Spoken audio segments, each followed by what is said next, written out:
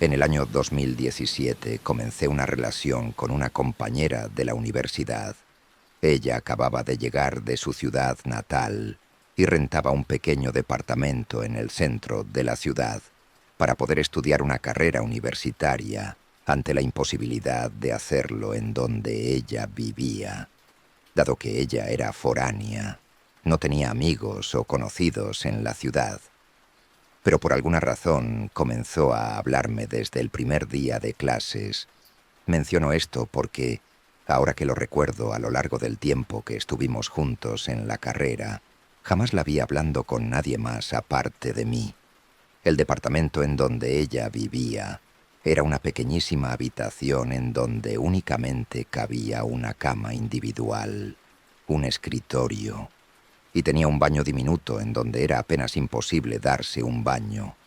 Sin embargo, pasábamos todo el tiempo después de clases ahí. Supongo que es normal que una pareja de universitarios con tanta privacidad quiera estar juntos todo el tiempo libre que tengan.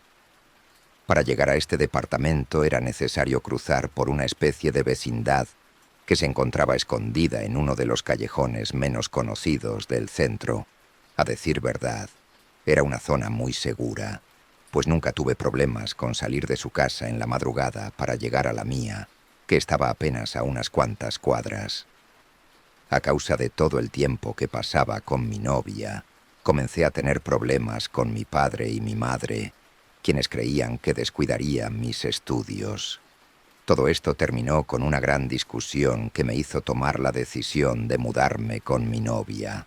Ahora ambos vivíamos en ese pequeñísimo departamento. Al principio todo era como una luna de miel, pero conforme pasaba el tiempo las cosas cambiaron. Comencé a perder peso.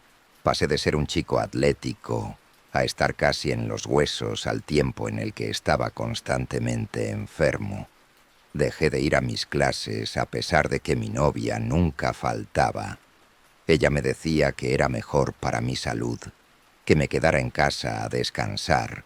Incluso perdí todo contacto con mi familia, pues mi novia se encargaba de responder mis mensajes y llamadas, con el pretexto de que yo no me esforzara de más. Todo esto pasó en un periodo de menos de 2 meses. Llegué al punto de estar despierto únicamente cuando mi novia llegaba después de la escuela y me hacía beber agua sin dejarme comer nada, porque según ella, la comida me caería muy mal.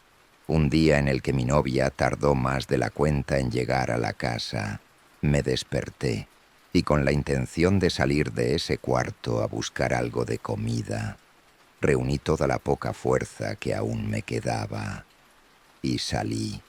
Para ser sincero, no recuerdo cuánto tiempo tenía sin siquiera ver la luz del sol o sentir el viento. Al dar un paso fuera de la casa sentí algo bajo mis zapatos. Justo en la entrada del departamento había una línea de sal, al menos 1 kilo de sal esparcido por la entrada. No entendía por qué, y para ser sincero me importó poco.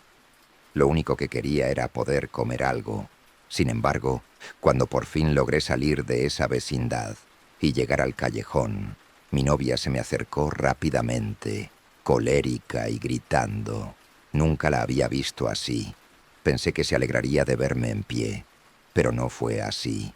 Me tomó del brazo y sin ningún esfuerzo me jaló hacia adentro. Me hizo acostarme nuevamente y comenzó a darme más agua, más de lo usual, solo que en esta ocasión tenía un sabor amargo, pero no podía rehusarme a beberla, pues se encargó de hacer que tomara hasta la última gota. Después de eso perdí la noción del tiempo. Me sentía completamente débil. Realmente creí que estaba por morir. Ocasionalmente despertaba de madrugada. Lo hacía porque no sentía la presencia de mi novia. Cada madrugada que despertaba por unos minutos estaba completamente solo, pero podía escuchar algo. Escuchaba algo caer cerca de la puerta y ser esparcido. Ahora sé que se trataba justamente de sal. Después del tercer mes viviendo ahí, cosa que supe gracias a mi familia, una mañana mi madre y mi padre llegaron a la vecindad. Dieron con ella después de haberla buscado por semanas. Le pidieron a la casera que abriera el lugar y mi padre me sacó de ahí en brazos. Pasé un tiempo en el hospital. Realmente estaba al borde de la muerte. Resultó que mi pareja me daba apenas lo justo para mantenerme con vida, pero yo ya estaba en un muy mal estado. Lo único que era capaz de decir era el nombre de aquella chica. Pasé varias semanas en el hospital bajo observación, con suero y sin pronunciar palabra alguna. Cuando fui dado de alta, mi madre se ocupó de mí, de alimentarme, de bañarme, incluso de llevarme al baño. No podían entender en qué momento pasé de ser un joven lleno de vida a no poder valerme por mí mismo. Mientras estuve en el hospital me hicieron todo tipo de estudios y de análisis. Sin embargo, no hallaron nada raro aparte del evidente grado de desnutrición en el que me encontraba. Nadie pudo explicar cómo fue que llegué a ese punto. En todo el tiempo que duró mi recuperación, no tuve contacto alguno con mi pareja. Nunca me buscó, pero yo aún pensaba en ella y deseaba estar a su lado, no con la misma intensidad de antes, pero aún tenía ese sentimiento, razón por la cual una mañana en la que mi familia salió a atender algunos asuntos, decidí que iría a su departamento. Me tomó algún tiempo encontrar aquel callejón, ese mismo sitio que antes sentía a escasas cuadras de mi casa. Ahora estaba mucho más lejos y no entendía qué estaba pasando. Cuando entré en aquella vecindad, vi el departamento abierto de puerta en puerta, completamente vacío, salvo por una mujer que sabía que vivía en el departamento de al lado. Porque el día en que mi padre me cargaba fuera de ahí, la vi, asomándose por una pequeña ventana. Ahora estaba dentro del sitio donde viví, quemando hierbas y rociando una sustancia viscosa. Al verme se acercó a mí con mucha alegría. Me vio a los ojos y me dijo: «Mi niño, no puedo creer que sigas vivo. Después de lo que te hicieron pensé que ya no la librabas». Al cuestionarle sobre qué se refería, me dijo que ella había llegado apenas unos días antes de que me sacaran de ahí. Fue ella quien habló con la casera para que abrieran la puerta y mis padres pudieran llevarme. Me contó que la señora con quien estuve me estaba drenando la vida. En ese momento pregunté que a qué señora se refería, si yo vivía ahí con una joven de mi edad. Me dijo que no era así, que yo la veía como ella quería que la viera, que seguramente me hizo comer o beber algo para atraparme ahí. No podía creer lo que me estaba diciendo. De la manera en que la describió era una mujer al menos 30 años mayor que yo. Nada de eso tenía sentido. Pero no quise discutir con la mujer que en realidad me había ayudado. Me pidió que no volviera más por ahí y que no intentara buscar a mi novia. Cuando logré volver a la universidad, pregunté por ella, pero nadie la conocía, nadie sabía de quién hablaba, nadie había visto a una chica con esa descripción, y las pocas personas que se acordaban de mí, por el poco tiempo que había ido, me dijeron que solo recordaban que cada día a la salida me encontraba con una señora mayor y nos íbamos caminando de la mano.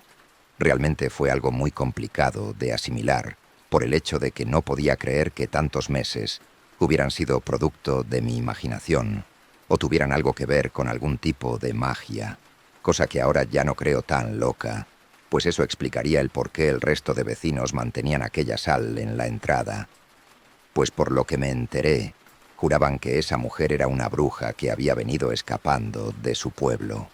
Ahora, tantos años después, caminando por un pueblito mágico con mi actual pareja, quien por cierto sí es de mi edad, vi a lo lejos a una mujer, algo mayor, pero con los rasgos de aquella chica a quien tanto quise. Llevaba a un joven de cuando mucho unos 20 años de la mano. Caminaban como una pareja feliz, de no ser porque el joven se encontraba en los huesos. Quise acercarme, quise hacer algo, esperaba poder cambiar algo, pero los perdí de vista. No pude hacer nada por ese chico que asumo que es su nueva presa. y sé que probablemente a lo largo de este tiempo ha tenido muchos más. Me llena de intriga saber qué fue lo que me hizo, qué fue lo que me dio para volverme loco de amor. Solo puedo decir que las brujas existen, son reales. Lo sé porque viví con una. Estoy consciente de que sigo vivo gracias a mi familia que no me abandonó. Gracias a aquella mujer que me ayudó. Decidí que no viviría con miedo. Creo que ni siquiera podría hacerlo porque estos son todos los recuerdos que tengo de aquellos meses. No sé nada más. Aún a veces olvido cosas. Pierdo el apetito por días y siento miedo cada noche, precisamente en la hora en que ella solía llegar. Espero algún día poder superar por completo todo esto y no volver a cruzarme en el camino de ninguna bruja. Espero que a nadie le pase, porque créanme que solo un milagro podría salvarlos, ya que en cuanto los eligen, no van a soltarlos jamás.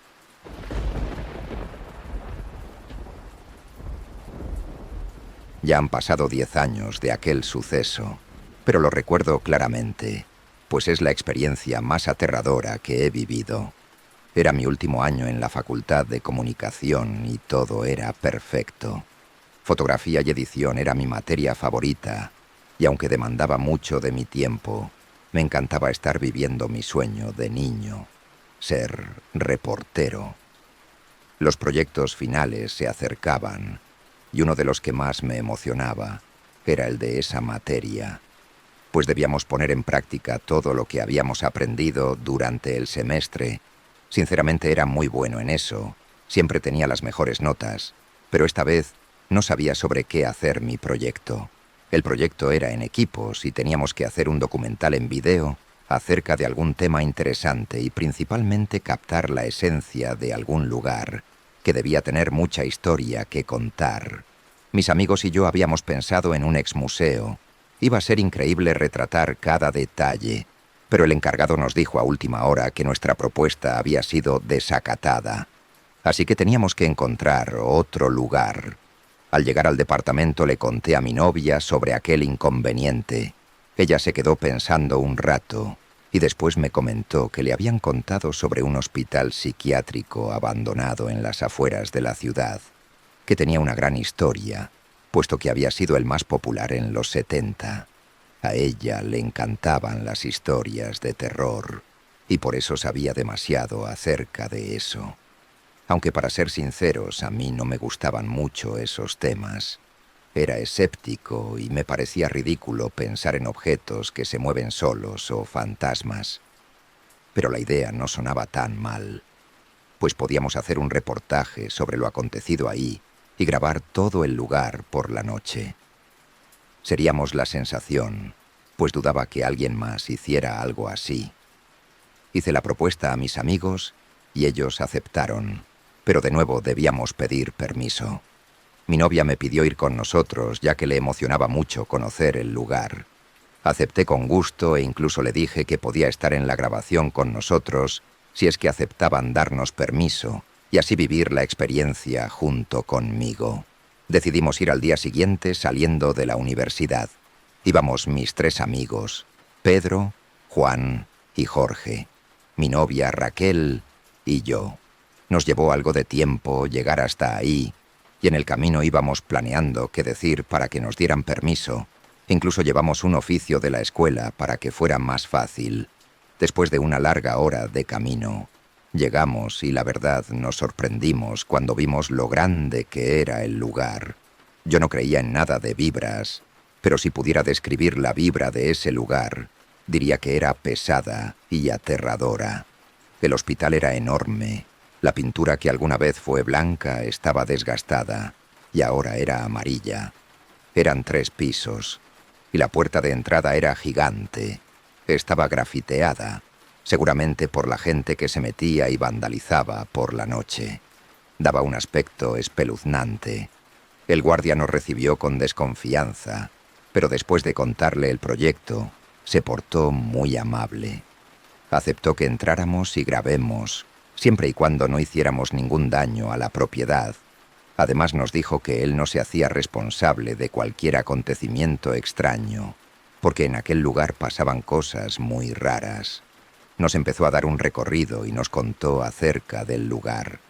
Cuando entramos a la planta baja, pude sentir como la piel se me ponía chinita, pues había una vibra muy pesada, y aunque era de día se veía muy oscuro dentro, demasiado tétrico, incluso para mí. Las paredes estaban pintadas de blanco, pero se notaban manchas de lo que parecía ser sangre. La recepción tenía una computadora y un teléfono muy viejos, todos llenos de polvo, así como papeles, lo que parecían ser expedientes y un libro de visitas aún abierto con la fecha del 7 de septiembre de 1966. Nos llevó a los cuartos. En ellos solo había una cama individual y una pequeña mesita de noche al lado. La pintura de estos era diferente. Estaban pintados de un verde opaco y triste. Estaban llenas de rayones por todos lados, dibujos extraños y algunos tenían grafitis recientes. Después, mientras subíamos las escaleras, nos contó que ese hospital había sido clausurado en 1970, ya que se practicaban lobotomías y experimentos aterradores a muchos de los pacientes, que definitivamente nunca saldrían, pues quedaban mucho peor o muertos. Experimentaban a través de electrochoques, de encierros con los miedos más grandes de los enfermos. Los dejaban sin comer, sin agua o sin dormir por días e incluso semanas, con picaduras de insectos a los que algunos eran alérgicos o con operaciones a nivel quirúrgico del cerebro. Decidimos ir a buscarlo. Todos ya queríamos largarnos de ahí e ir a dormir, pero no lo encontramos. Así que revisamos las grabaciones en la computadora de la última hora y primero no encontramos nada, pero después de un rato, en el minuto 46, pudimos ver a Raúl caminando hacia una de las cámaras, hasta que algo invisible lo aventó con fuerza y lo arrastró fuera de ahí. Sorprendidos y muy asustados, pudimos notar cómo se nos ponían los pelos de punta.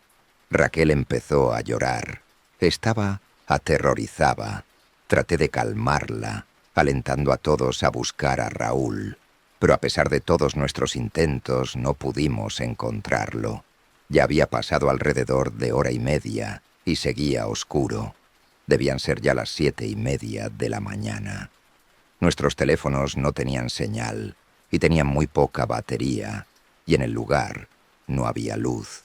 2 de las lámparas aún tenían pila, pero finalmente decidimos salir a buscar ayuda, ya que parecía que el hospital se había tragado a mi amigo y ya no sabíamos qué hacer.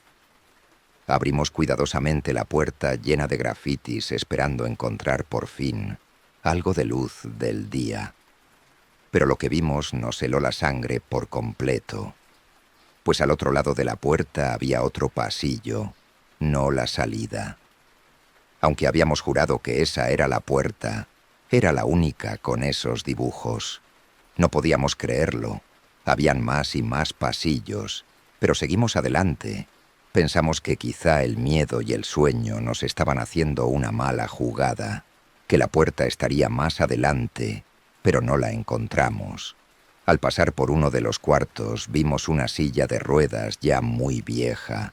Seguimos sin hacer caso, pero algo nos hizo voltear. La silla había salido de la habitación y estaba atrás de nosotros moviéndose lentamente. El cuerpo nos temblaba y la boca se nos abrió involuntariamente. Se sentía mucho más frío en el lugar y la luz era muy poca. Salimos corriendo de aquel pasillo hasta llegar a lo que parecían las tuberías del hospital, donde seguimos buscando a nuestro amigo, pero era inútil. Todo olía a humedad y a podrido, pero continuamos ya que pensamos que sería la única salida. Era como estar en un laberinto.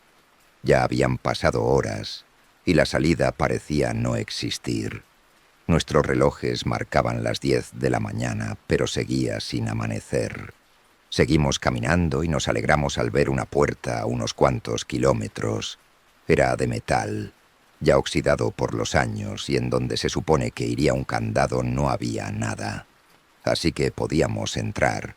Al llegar a la puerta la abrimos lentamente y con un solo ojo me asomé. pues no sabíamos que nos encontraríamos. Pedía con todo mi corazón que fuera la salida, pero lo que vi ahí me traumó para siempre. El cuarto era grande, estaba pintado de un color azul claro, la atmósfera era triste y oscura. En medio había una cama metálica con una mujer en ella y un hombre con la cabeza agachada que por el uniforme supe que era médico. Estaba sacando su cerebro poco a poco. No pude evitar soltar un grito y en ese momento el hombre volteó. Su cara estaba muy pálida y sus cuencas estaban vacías. De su boca salía sangre y se veía muy enojado. A pesar de eso, pude reconocerlo. Era quien nos había dicho el velador que fue el director del hospital. Corrió hacia nosotros, pero rápidamente cerramos la puerta. Avanzamos hacia el otro lado y llegamos al mismo lugar, con la puerta llena de grafitis. Sin pensarlo, la abrimos nuevamente con el temor de encontrar otro pasillo, pero esta vez sí era la salida. El sol tocaba nuestra cara y la luz iluminaba nuestros ojos. Aliviados fuimos hasta el auto. Nuestros corazones latían como nunca. Después de ese horrible acontecimiento, algo cambió en nosotros, pues fue como estar en el mismísimo infierno. Siempre pienso en lo que hubiera pasado si al abrir la puerta siguiera sin ser la salida, y escalofríos recorren mi cuerpo. Nadie nos cree todo lo que sucedió aquella noche, pero tampoco se explican dónde está Raúl. Aún esperamos que vuelva, aún esperamos que encuentre la salida.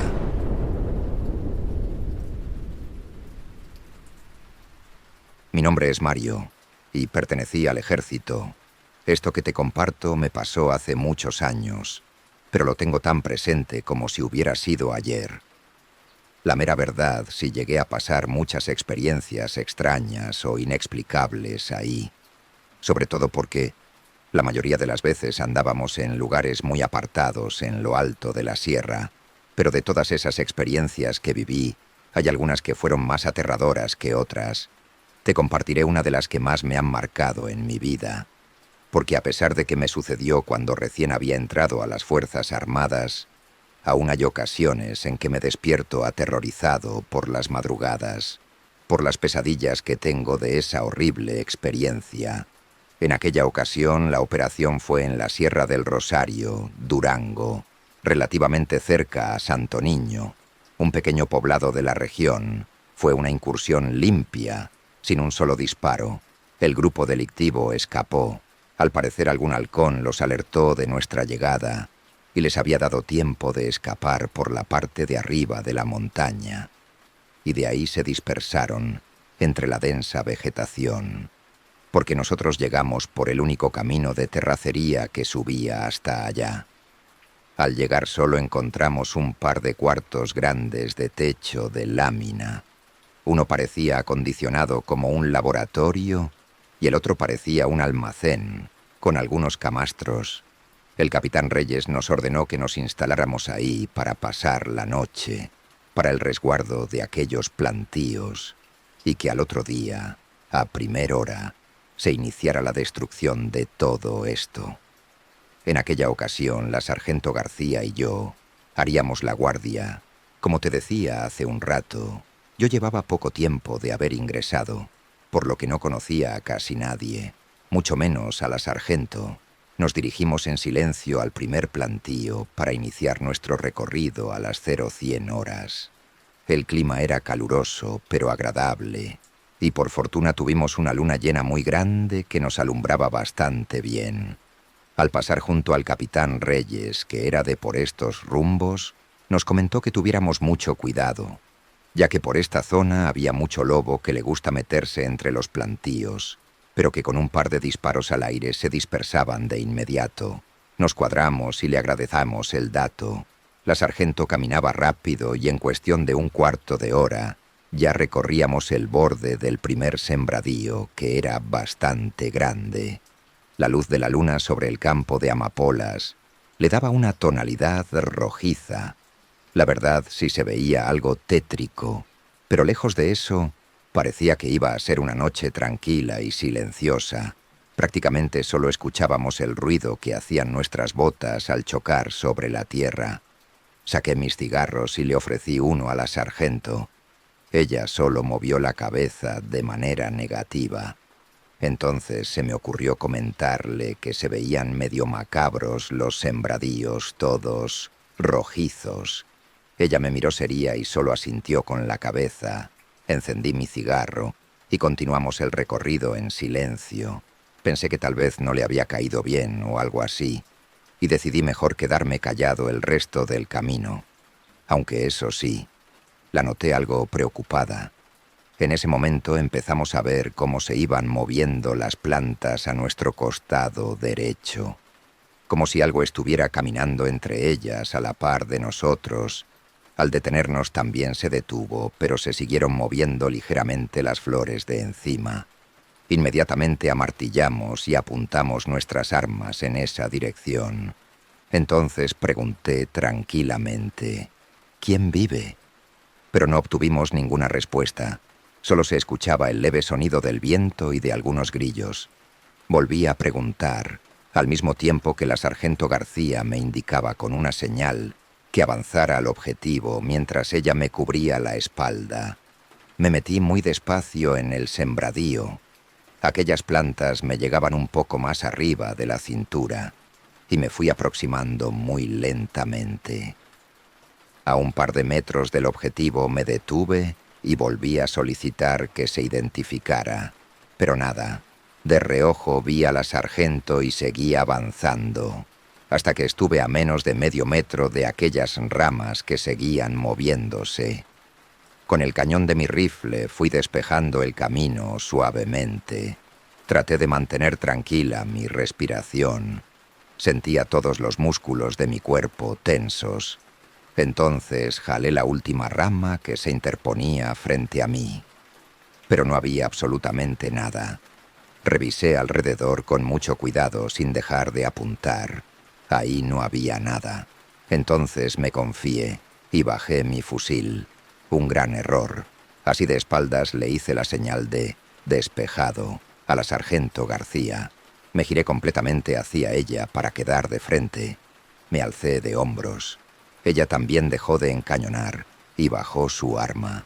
En ese momento los dos respiramos aliviados por ese breve momento de tensión, cuando entonces sentí aquel jalón en mis tobillos hacia atrás. Fue tan rápido que no me dio tiempo ni siquiera de meter las manos, y me fui de boca sobre las plantas, que detuvieron por un momento mi caída, hasta que azoté de panza sobre la tierra como un costal de papas. Al caer sentí como el golpazo me sacó el aire. No podía respirar. En mi desesperación traté de enderezarme, pero en ese instante sentí que aquello que me tenía sujeto de los tobillos me jalaba hacia dentro del sembradío. Aquellas garras parecían como cuchillos enterrados hasta mis huesos. Me jalaba tan rápido que no me dio tiempo a reaccionar. Con una mano agarraba desesperadamente mi rifle y con la otra intentaba protegerme la cara de las ramas y piedras del campo. Aún así sentía como se me rasgaba la piel de los brazos. Fueron segundos de confusión. No entendía qué carajos estaba pasando. Intenté patalear varias veces, pero aquellas garras me apretaron con más fuerza los tobillos. Quizá fueron unos 10 o 15 pasos. No sé bien, cuando por fin logré girarme ligeramente sobre mi costado y apunté con mi rifle a aquella bestia que me jalaba a través del plantío.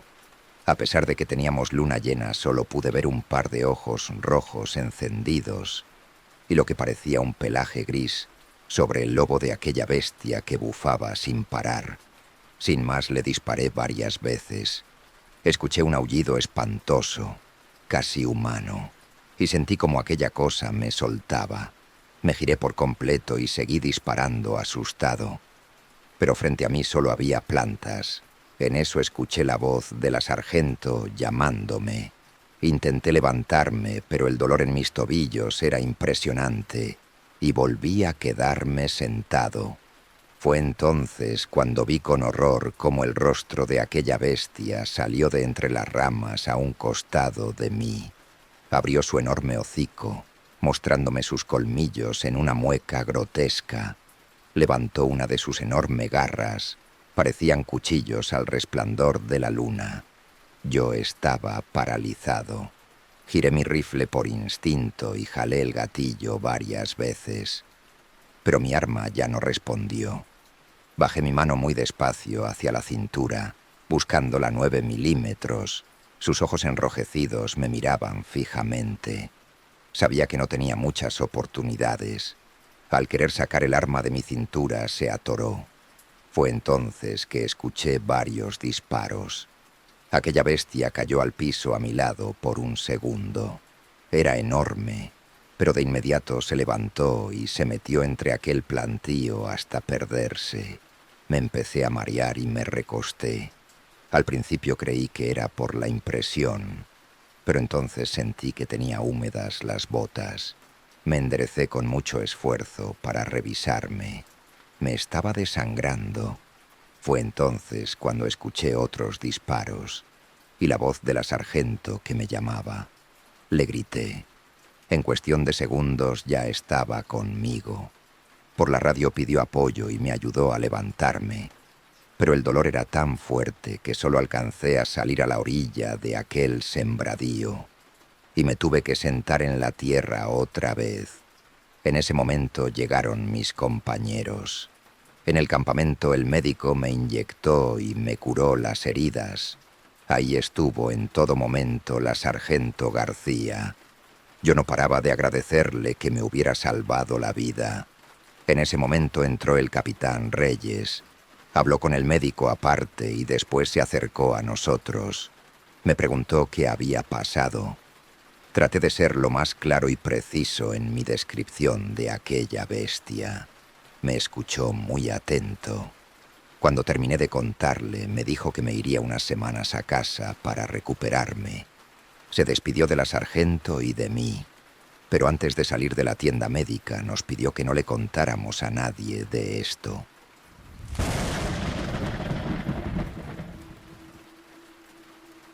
¿Qué te pareció esta historia de terror? Espero que les haya gustado. Si fue así, no olviden dejar un comentario, me gusta o compartir el video. De esta manera, nos ayudan a seguir creciendo.